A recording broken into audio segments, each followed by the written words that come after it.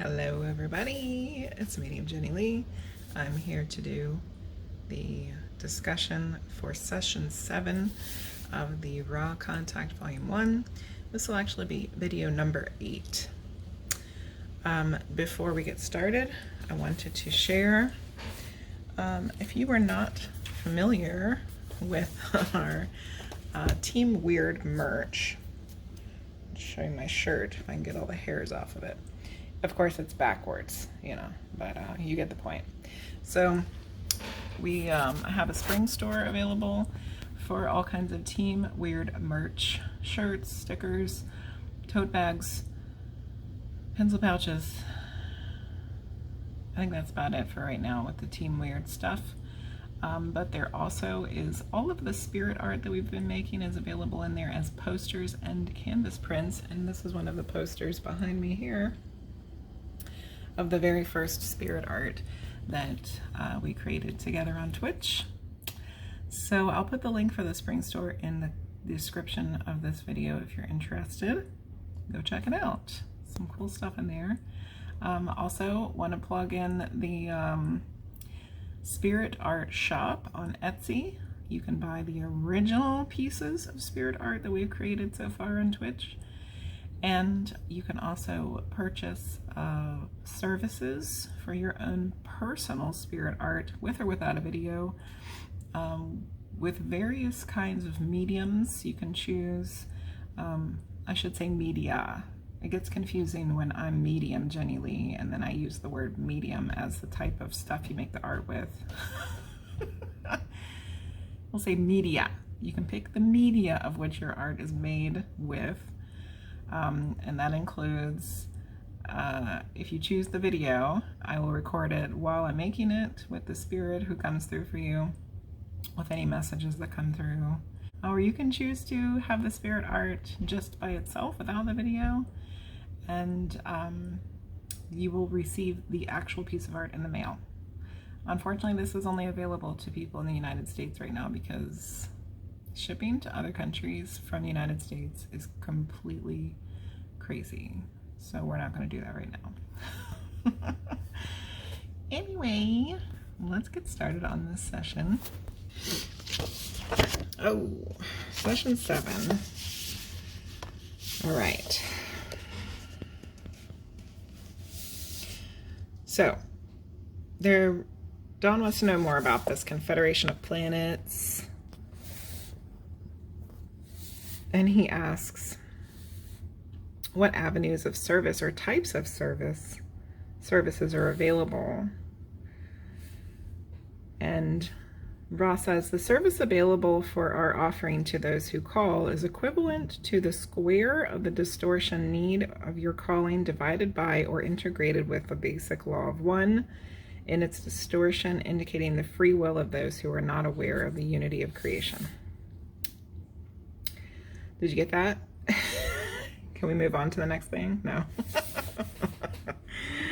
I don't know what the hell they're talking about. They're throwing some math terms in there, and that just is going to make my brain confused to begin with. If I had to try to make any kind of sense out of this paragraph, it's the Ra saying that you can call upon them, and there's some sort of determination made about how much they can help based on the law of one and the free will of the people who are not aware. So they have to take into consideration the people that don't know about them or the law of one, is what it seems like. I'm not entirely sure. All right, next. So then Dawn says, he's assuming that there's difficulty contacting the planet at this time because of the mixture of people. And then he goes on to say this. Ra does. We are fortunate that the law of science squares the desires of those who call. Otherwise, we would have no beingness in this time-space at this present continuum of the illusion. In short, you are basically correct. The thought of not being able is not a part of our basic thought form complex toward your people, but rather is a maximal consideration of what is possible. So I made some notes here about what I thought that meant. They stick around because there are people that want to serve.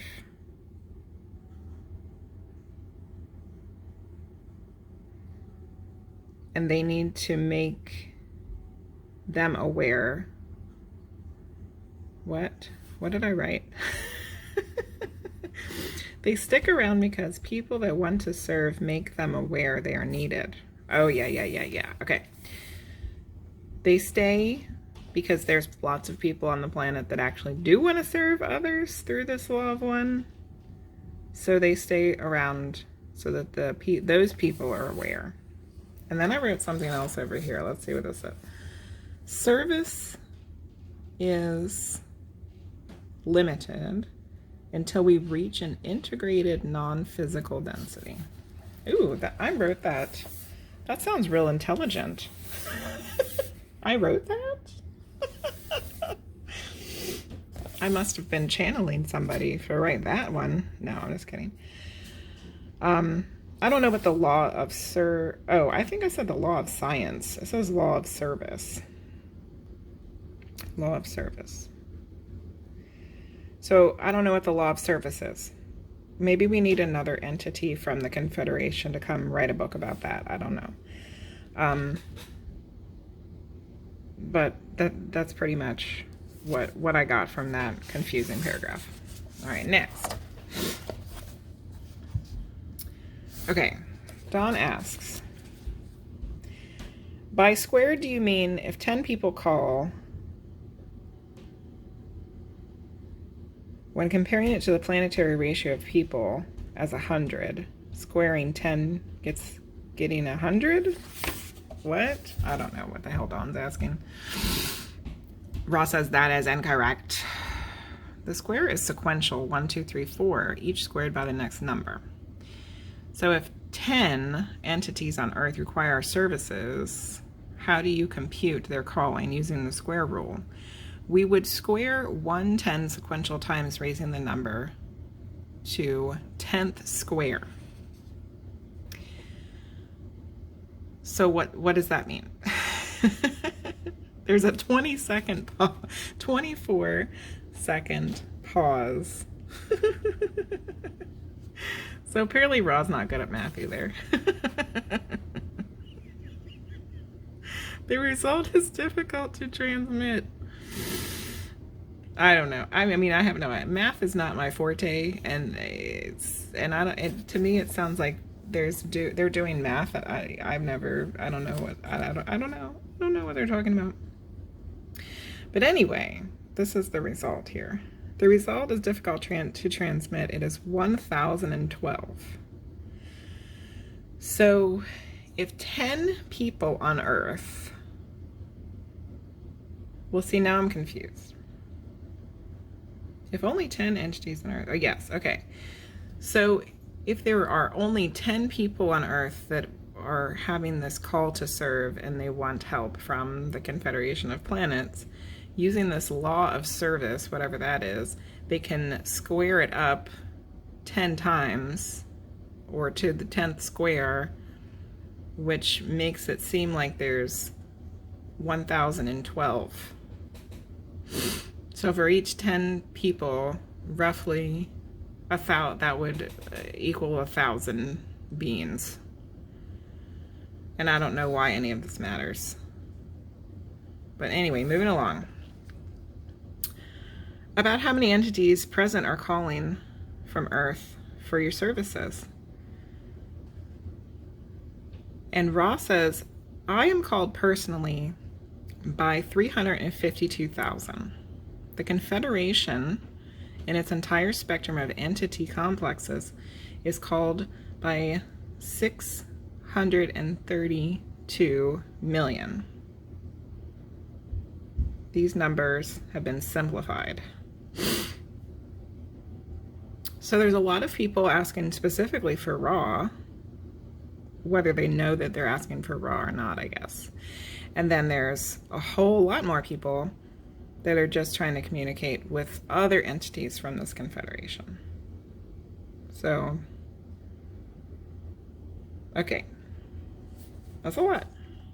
Okay, next. Can you tell me what the result of the application of the law of squares is to those figures? The number is approximately meaningless in this finite sense of there are many, many digits. It, however, constitutes a great calling which we of all creation feel and hear as if our own entities were being distorted toward a great and overwhelming sorrow. It demands our service. See my little frowny face?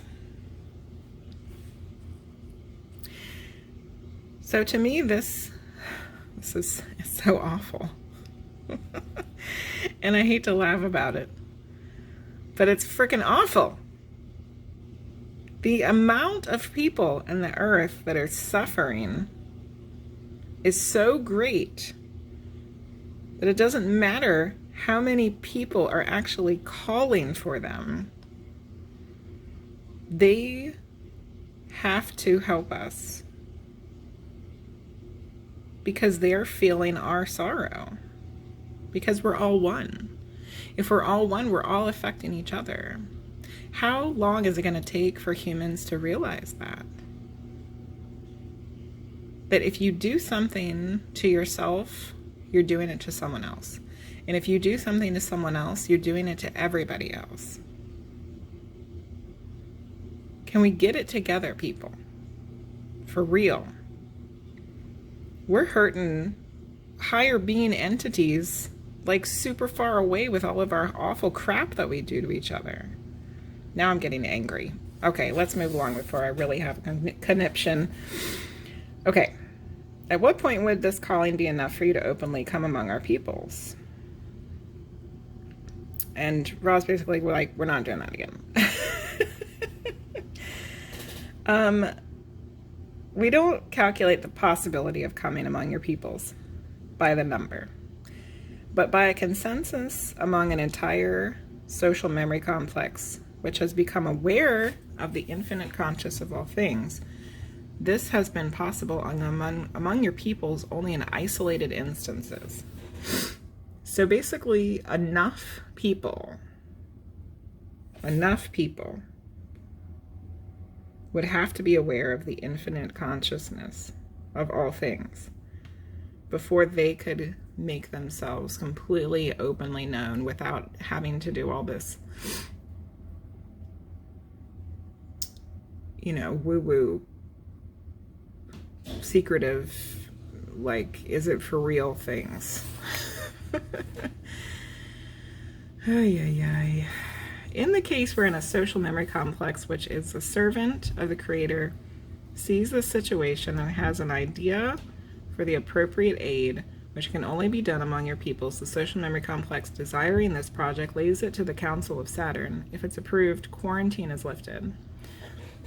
So they're making use of this word quarantine, like they're keeping themselves away from us. But if one of the entities of the council decides that they would like to try to do something, they can bring it up to everybody else on the council, and if it's approved, then they'll come through and try to do stuff. But it's only happened in isolated incidences over the whole course of our human history. Clearly, 2 times during the Egyptian period, and at some point in South America, around the same time, I think. Okay. Who are the members, and how does the council function? There are no names. They don't use names, Dawn.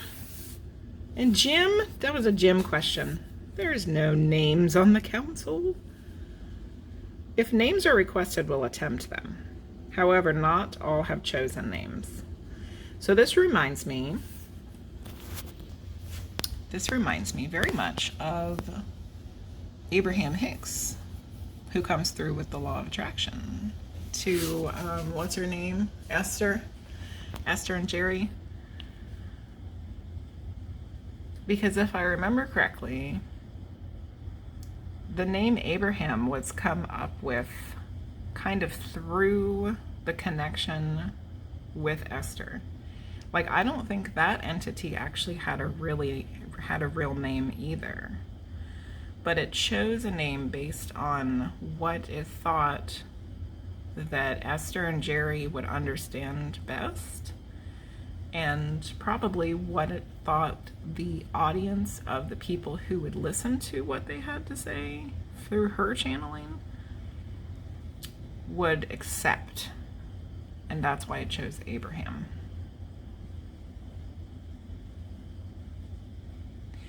But in this case of Ra, it seems like Ra chose its own name. Maybe without the influence of humanity, you know?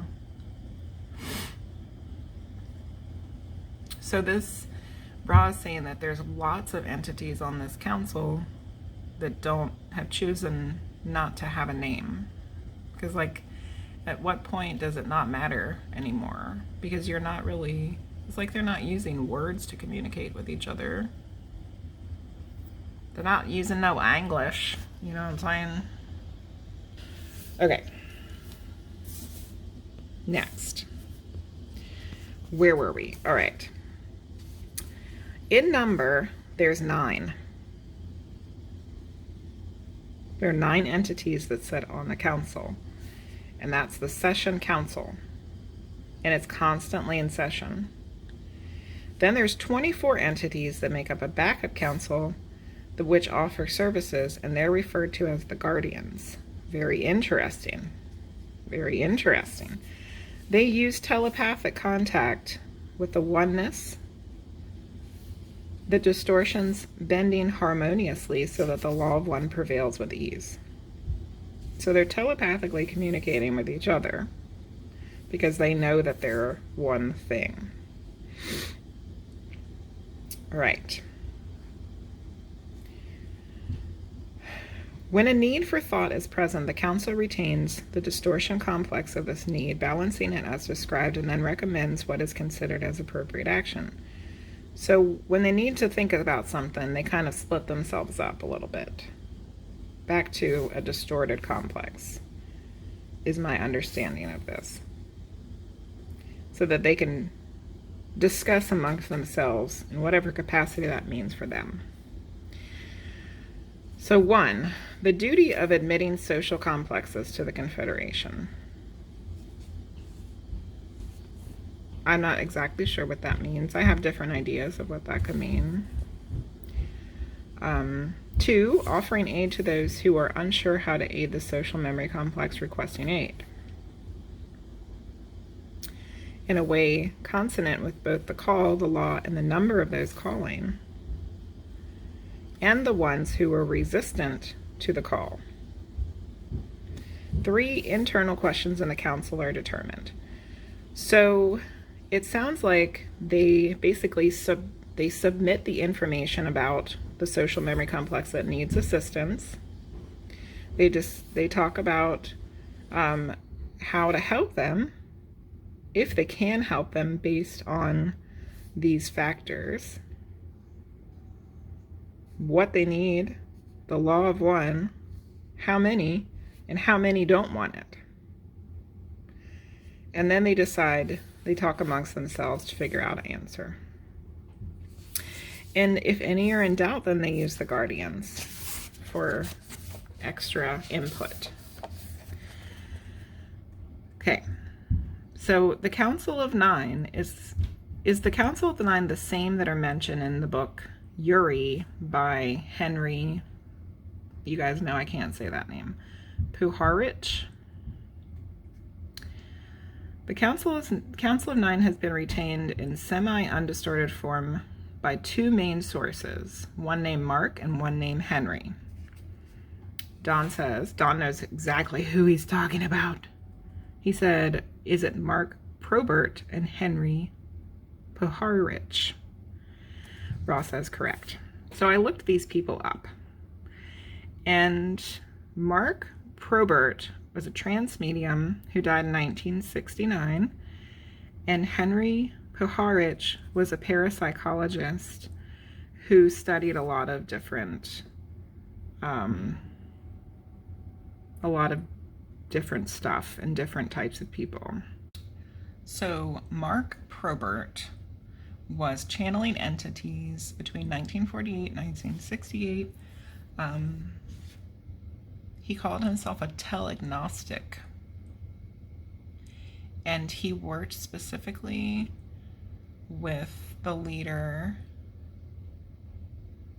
Yada Dishiti, who was a leader of a civilization called Yuga, which is from thousands of years ago, supposedly, and they spoke a different language called Kathra Ida.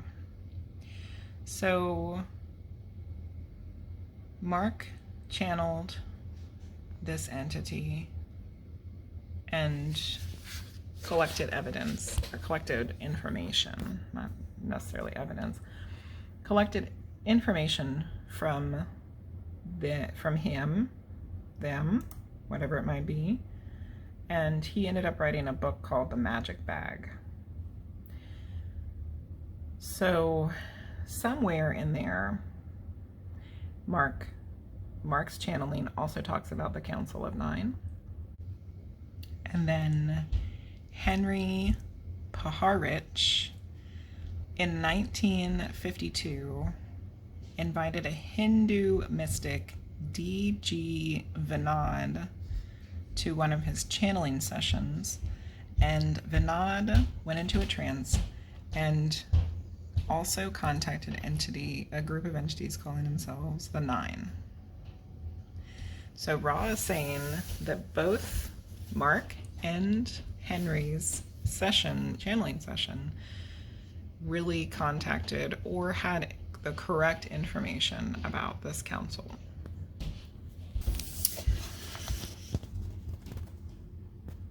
Okay.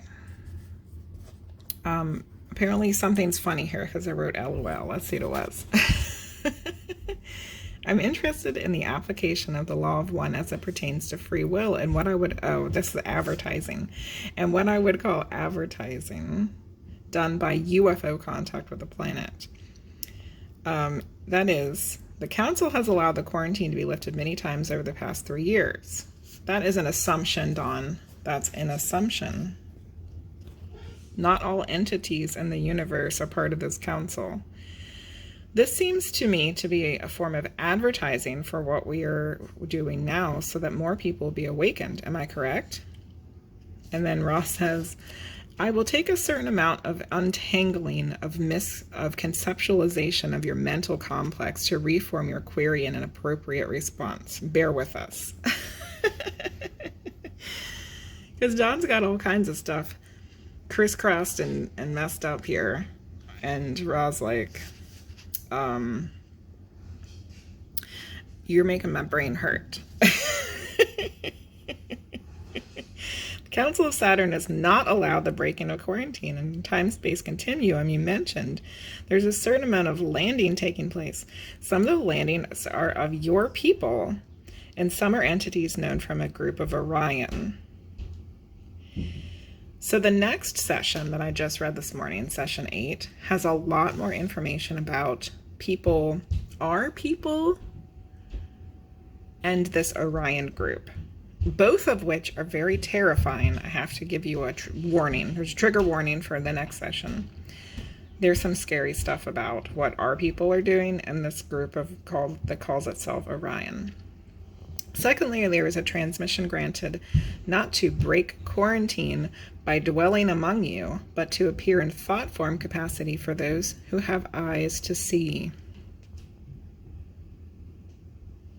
So not to break quarantine. Quarantine means that they're actually coming here and like coming among us. But they can appear in thought form capacities for people that are willing to see them, basically. Thirdly, you are correct in assuming that permission was granted at the time, space in which your first nuclear device was developed and used for Confederation members to minister upon your peoples in such a way as to cause mystery to occur. This is what you mean by advertising and is correct. So when we developed nuclear warheads, nuclear weapons, they did come here and try to get us to not be complete idiots. The mystery and unknown quality of the occurrences were allowed to have the hoped for intention of making your peoples aware of infinite possibility. When your peoples grasp infinity, then, only then, can the gateway be opened to the law of one. Once again, when enough people understand it, then it will be open to all. Okay, Orion. You mentioned Orion as a source of some of the contacts of UFOs. So this is extremely weird because Ra uses Adolf Hitler as an example. And Ra also uses the words bad and good. So this is what Ra has to say about this Orion group. This is an example. If you will, a simple example of intentions which are bad good. This example is Adolf Hitler. This is your vibratory sound complex. So they're saying this is your word for that person. The intention is to presumably unify by choosing the distortion complex called elite from a social memory complex and then enslaving by various effects those who are seen as the distortion of not elite. So people thinking that they're better than other people and forcing other people that aren't the same to either be enslaved or, in Hitler's case, just, rounding him up and killing him. There is then the concept of taking the social memory complex, thus weeded, and adding it to the distortion thought of by the so-called Orion group as an empire.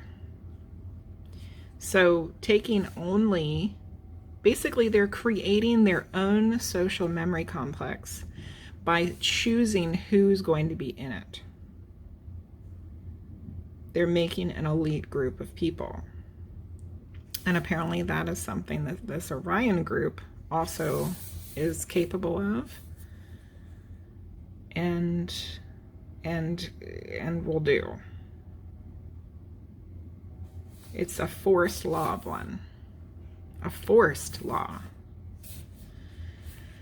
Whew. Okay. The problem facing them is that they face a great deal of random energy released by the concept of separation. This causes them to be vulnerable, as the distortions among their members are not harmonized. So by doing a forced law of one, a forced social memory complex with only elite, it makes them not harmonized, and it causes them to not have a good connection. Okay. What's the density of the Orion group? Like the Confederation, the densities of the mass consciousness are varied. There are a few third, there's a large number of fourth, there's a large number of fifth, and there are very few sixth. Their numbers are perhaps 1/10 of ours at any point in the time-space continuum, as the problem of spiritual entropy causes them to experience constant disintegration of their social memory complexes. So it's a small portion of what the Confederation is. And they can never keep their shit together because they're always having a lack of order and a decline into disorder. Because it's forced. Because they're forcing it. Ay, ay, ay. This power is the same as ours. The law of one blinks neither at the light or the darkness, but is available for service to others and service to self. However, service to others results in service to self, thus preserving and further harmonizing the distortions of those entities seeking intelligent infinity through these disciplines.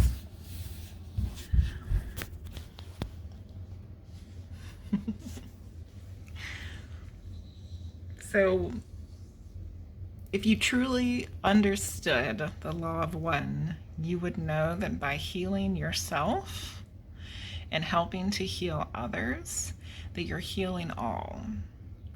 But if you're focused on only yourself, you're doing good things for yourself, which in some respects still does good things for others. But it's not harmonious.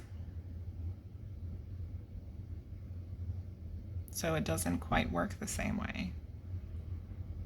And this reminds me very much of the law of attraction. Because you can, if you understand the law of attraction, you can use it to attract things that you want in your life and essentially keep things that you don't want away. But if you don't understand the law of attraction, it still is happening. So you're going to attract the things that you're focusing on, whether you mean to or not. And that's kind of what this reminds me of. The law of one is going to happen regardless. So if you know how to use it to your and others' benefits, then it's going to be better than if you just use it. You know what I'm saying? See where I'm getting here? All right. So, in the manifestations of the service to self, which involve power over others. So if you're only serving yourself, you're trying to control other people or take things from them for your own good. I like to refer to the human race as over-evolutionized apes who want all the bananas. And that is not referring to anything about anybody's race. I'm talking about the human race in general, everybody. There's so many people that are obsessed with power and greed that they're only thinking about themselves and they only want everything for themselves. And that's what this reminds me of. This weakness and eventual disintegrating the energy collected by such mind-body-spirit complexes who call the Orion group and the social memory complexes who compose the Orion group. So basically this Orion group is a bunch of self-centered jerks who want to control others to serve their own selves. It's what it sounds like. The laws, which are the primary distortions of the law of one, then are placed in operation, and the illusion of space-time is used as a medium for the development of the results of those choices freely made. Thus, all entities learn, no matter what they seek, all learn the same, some rapidly, some slowly. So be it service to others or service to self, you're still going to learn the same stuff. Some quickly, some not quickly. And that's where time and space comes into play. Using an example of fifth density group of social memory complex of the Orion group, what is their previous density before they became fifth density? All densities are sequential. Fifth density social memory complex would be comprised of people harvested from the fourth density. Then melding together, the results are due to an infinite various possibilities of combinations of distortions. So no matter what, in order to be a fifth density group, you had to be part of the fourth density group first. Okay. Then Dawn is asking how a group such as the Orion would progress.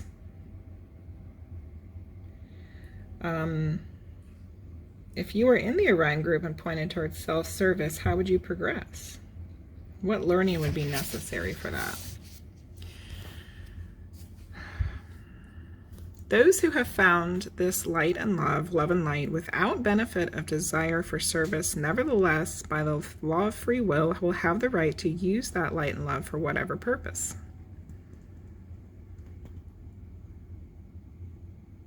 So if they found it, they can use it, whether it was service to self or service to others.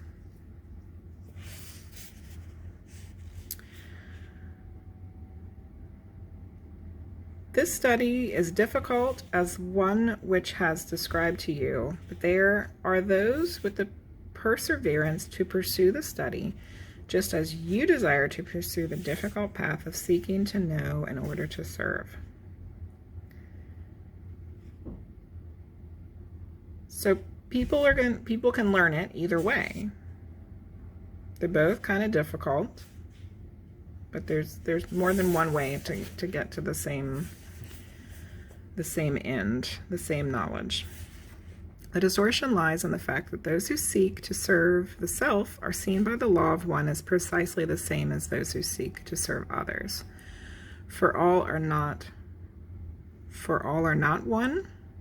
To serve yourself and to serve other is a dual method of saying the same, if you can understand the essence of the law of one. It's the same thing. Kind of repeating the same thing again. The law doesn't discriminate, just like the law of attraction doesn't discriminate. The law of one, if you're using it to benefit yourself, works the same way as if you're using it to benefit others. It doesn't see the difference between what we would consider good and bad, or greedy or generous. And that was the end of this session. So, buckle up, people. Buckle up for the next session, because the next one gets really crazy in a scary way. But we won't talk about that here, because that's what we're going to talk about next. So that was session 7. More understanding of the law of one. Service and self-service. Started talking about the Council of 9. We learned about 2 people that had contacted the Circle of 9 before, Mark Probert and Henry Huharich, or through his sessions, it wasn't him. And then we learned about this awful Orion group, who we will talk about more in the next session. So that's the end of this session discussion. And let me know what you think. Discuss amongst yourselves. Discuss with me. Put in your questions, your comments, your concerns, your thoughts, your ideas. I want to know. We want to know. Because we can't figure this all out just alone. We have to think about it together. Because all is one, people. All is one. Thanks for watching. If you enjoyed this video, don't forget to give it a thumbs up and subscribe if you haven't already. There are quite a few discussions previous to this one, if this is the first one that you were seeing. So go back and watch those. And don't forget, the whole reason why we're doing this is because we were contacted by Ra through 2 highlights that are available in the Twitch highlights section. First contact and second contact. So check those out. And moving right along, going on to the next one. See you guys later. Bye-bye.